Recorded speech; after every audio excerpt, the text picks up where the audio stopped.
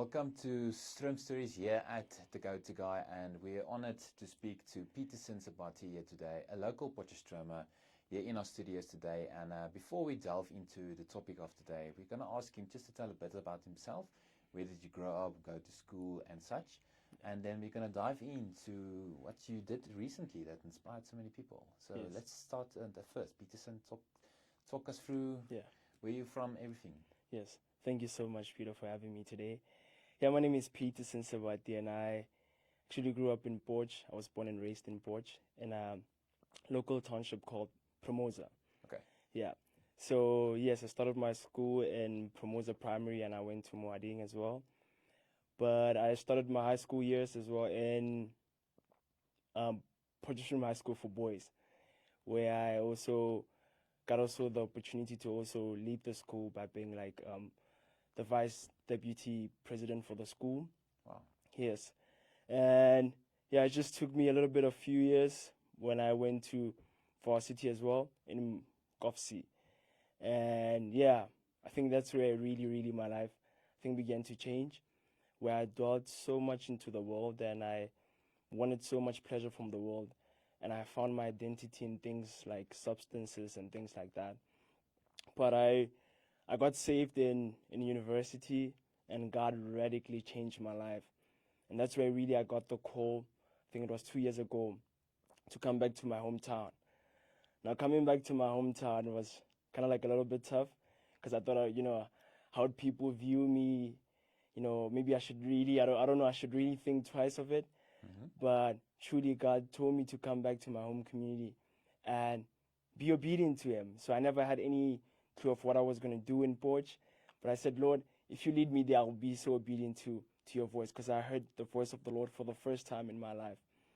So I was obedient and I came to Potch. And just a few months later, 3 months later, I found myself in a position where I was like leading outreaches in my community, where I just really saw like such a great need for revival in my community.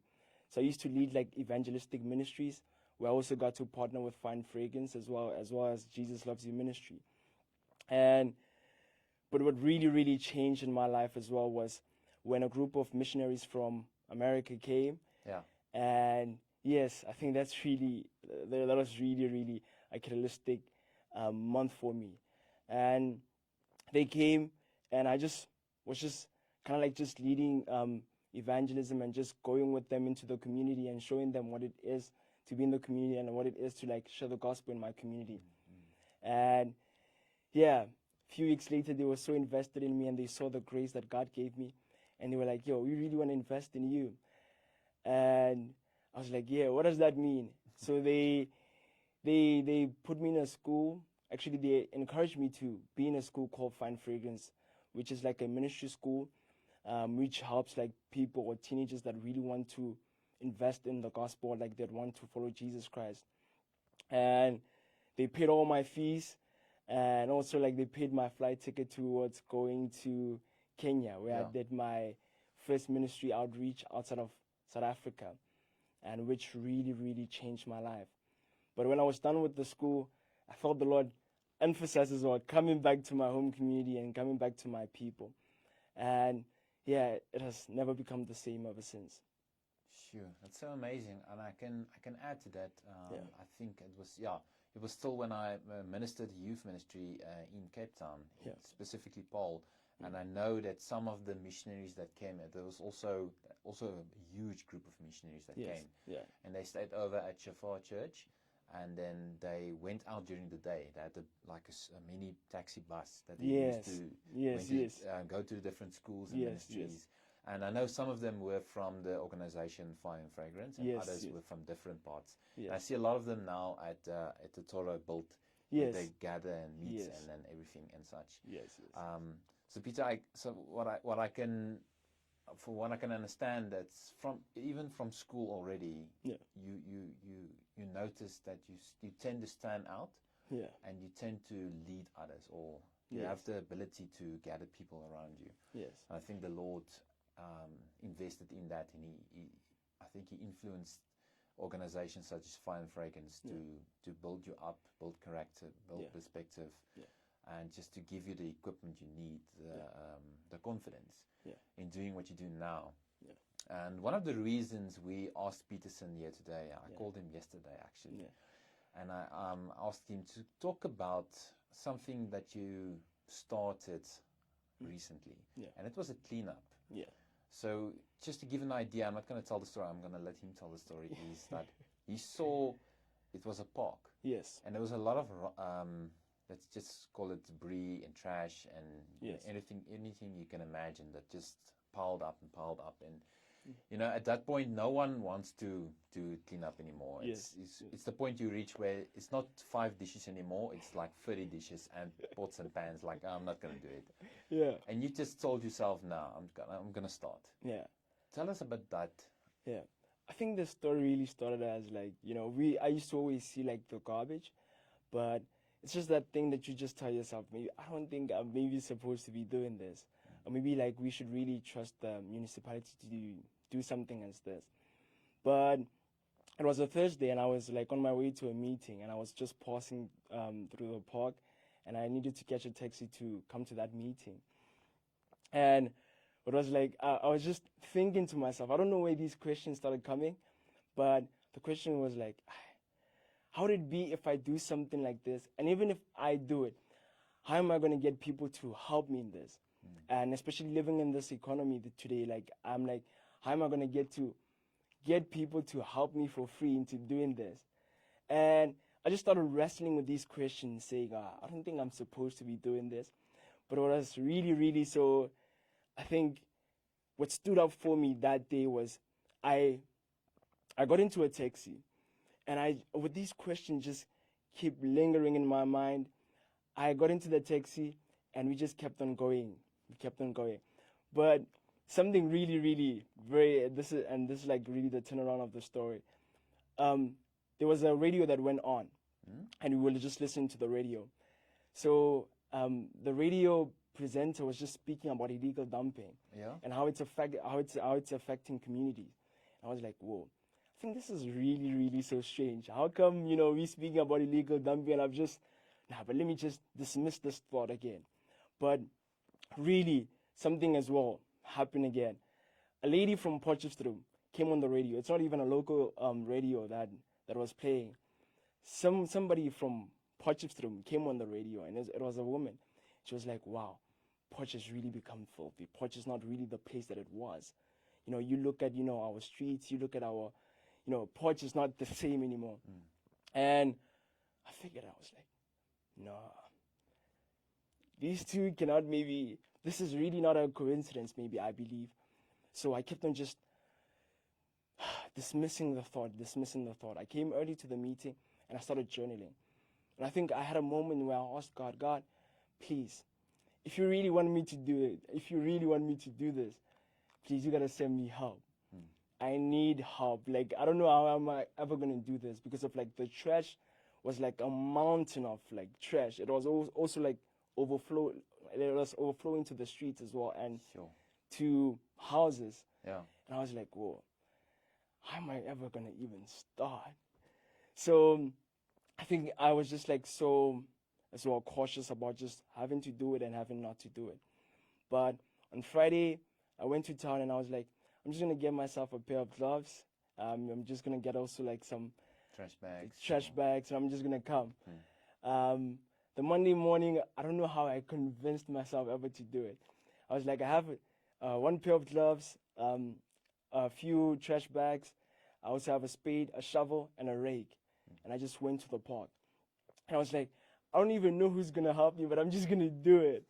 But something miraculous just happened that day. So as I was just busy picking up the trash, I think one volunteer came in with their rake, and they just started picking up my rake as well and started like raking. Somebody came as well with their own rake, and they started joining me. I was like, whoa, at least we have 2 volunteers for today. This project maybe might take some few months, but it's still okay. But what happened was, from 2 people, we went to close to 15 volunteers coming in. Wow. Where the community was just so involved in terms of like them seeing their friends and saying, hey, come and help us. And yeah, I never thought it would ever turn out the way it turned out. to really us doing so much work in that day. And yeah. It was beyond expectations, basically. Yes, beyond expectation. Wow. And so just from that experience alone, do you think that this is something we can build momentum on? Yes, definitely. I think there's many public spaces in our townships that are really, really facing like such problems such as these.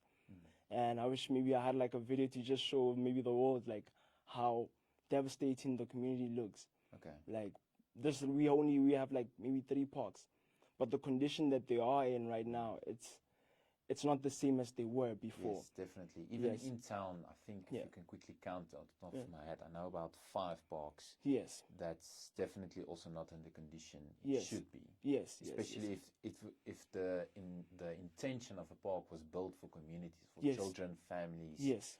But then you look at the park and you think, well, who is this benefiting? Because now it's just wasting space and no one wants to use it. Yes. You don't feel safe. You don't feel it's hygienic. It's not ideal. It's not up to standard. Yes. So yeah, there's definitely a lot of concerns when you look at parks, and then it reaches a point where you said that the garbage built up like almost like a mountain. Yeah. And no one, because of illegal dumping, one of the reasons. Yeah. And now it reaches the point where if no one does anything about it, no one will do anything. Definitely. And I think that moment changed a lot of people's minds or perspective, because now they know, okay, well, maybe they had the same doubts like you, like, okay, well, I'm alone. It's just me, my rack, and my few trash bags. It's going to take me months. Yes. And then it took you a day. Yes. Because 15 to how many volunteers started helping you? Yes. And I think a lot of people in your community's perspective change about that. Yeah. Like now they see maybe a smaller mountain of garbage and it's like, well, I'm going to start doing it. Yeah. Because I don't know, maybe 10 or 20 people is going to help me and then we're going to fix this place up again. Yeah. So that's definitely something nice. Yeah. So for future orientated, where do you see yourself regarding communities, local parks, people around you? I think really in being invested in actually like hoping to clean and restore my community. Because I think the whole idea behind this is not only just like cleaning the park, but it's like restoring the whole community. But just like cleaning the park, you know, like you said, you know, it's used by families, children, and things like that. But if they don't have things like this, where will they go, perhaps?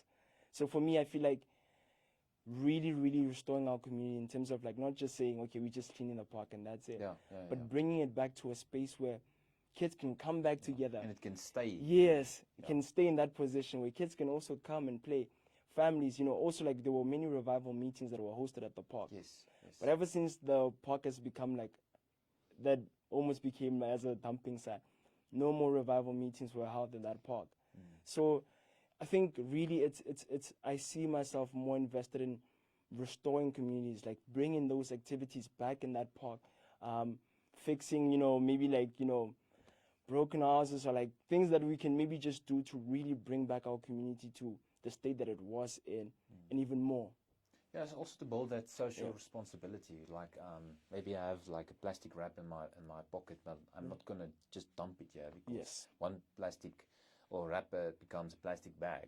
Definitely. And then it becomes rommel, and then it becomes something else. And you don't want that. You want that. You want to build that Afrikaans trots vir jou gemeenskap. Pride in your community and your surroundings. Yes. Like, you know, I wanted to move to that point where you just said it yourself. You had a lot of revival meetings at the park. Yeah. And being in the position you are and the calling on your life, I think that can greatly benefit that aspect in your area also. Yes, definitely. Yes. And what do you, in terms of your ministry, how do you want to bring your ministry to influencing people and communities? Yes, I think for me it's revival and awakening. I believe is really what I feel like it's needed in my community. I think materialistic things are needed as well, but for me there is such a great need for Jesus Christ in my community, and being there and having seen, you know, what it is to live in the community and like how would you ever approach somebody with the gospel. I think there's such a great need for revival. And for me personally, how I'd see ministry is serving communities as well.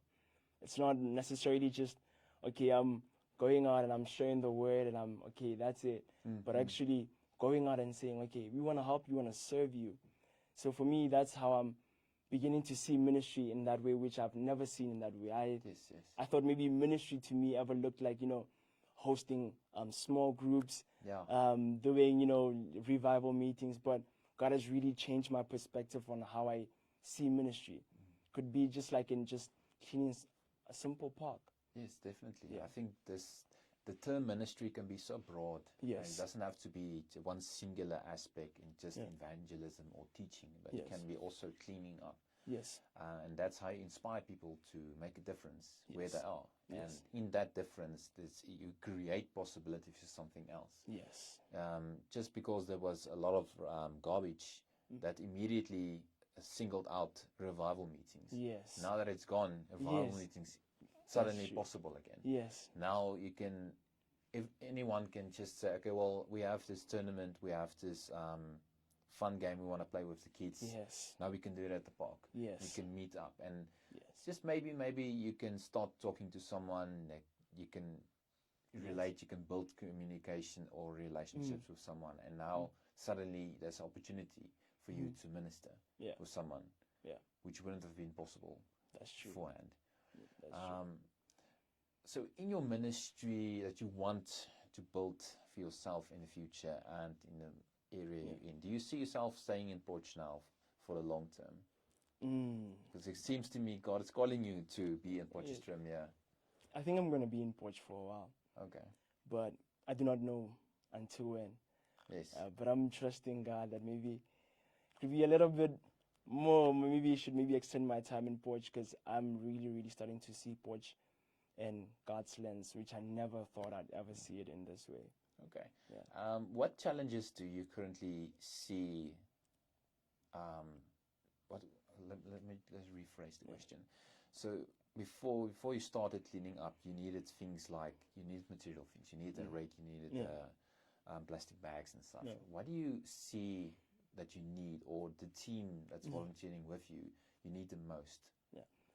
I think we have like a shortage of equipment. I think the equipment that we use is like the equipment that we learn from our own homes. I'd be like, oh, I have a rake, you have a shovel, and we'd just bring these things together. So I think if we had like a good equipment, we would really count even more parks. Definitely. Yeah. And how many parks did you say is in the Promosa area alone? 3 parks. 3 parks that I know of. And the condition of the parks? Oh, I think the one that we just done, and we're still also continuing to do as well. It's really looking much better.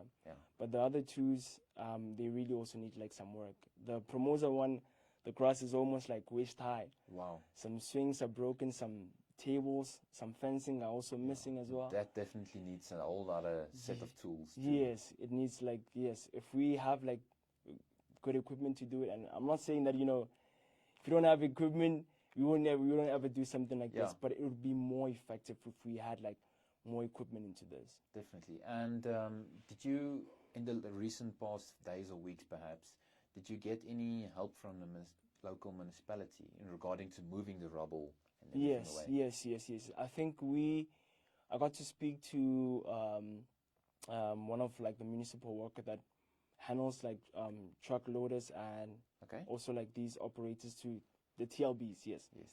And he was so willing to help, but I was really just emphasizing this of like, yo, please come, because of every time we do try and clean, the garbage would maybe move back to maybe the places where we cleaned at, so it would always bring us back to the same position that it was. But I think it was maybe a week or 2 ago where he came with 2 truck loaders, and the trash was gone in like in hours. Wow. And we were so grateful for that. Yeah, because you want to clean up, but you also don't want a mountain of trash bags now. Yes. It's the same problem. You want it away. Because it's not a dumping zone in the first place. It shouldn't be there. That's true. That's true. So we got at least some help as of like, getting like 2 truck loaders to take out the trash and take it to the dumping side as well. And maybe in the long term we can build also from the municipality side that pride in the parks, just to say, okay, you know what, I see already there's a few trash bags, I see already that the grass needs to be cut, and just to make sure it's done before it reaches the point in the first place of grass being like waist high. Because that leads to other problems again. Wow. And for the team that helps volunteering you, do you see that in the future? Do you see longevity in that?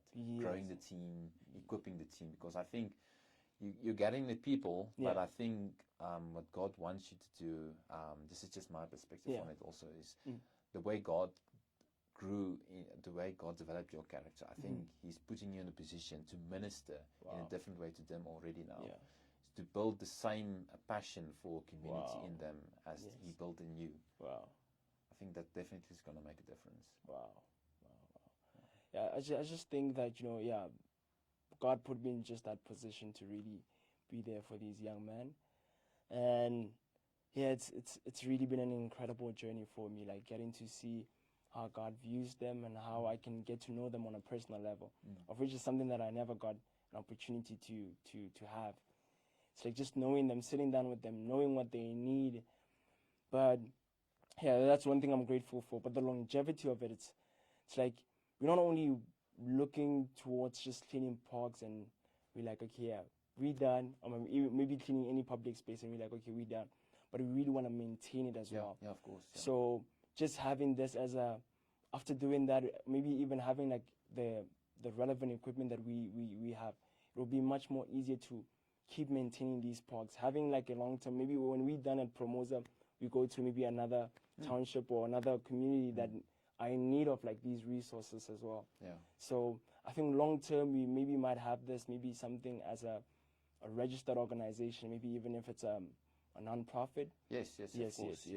Some place people can go to and say, listen, we have this desire to have this project or a fundraiser, but we want to use this park, but the park is not up to standard. That's true.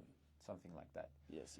And regarding the team, everything you have, I mean, obviously there's a lot of hazards and risks because there's sharp needles and glass and stuff. And like you said, you used a pair of gloves, but only you had one.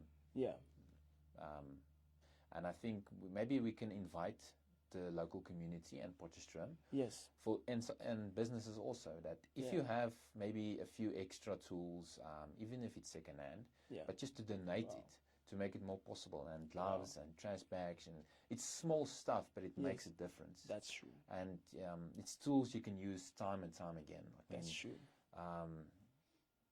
Trash bag is one use only, but a pair of gloves is maybe at least 30 times you can use that same pair of gloves before it becomes deteriorated. But I think we definitely need to challenge the public and local Potchefstroom to say, listen, let's take hands together.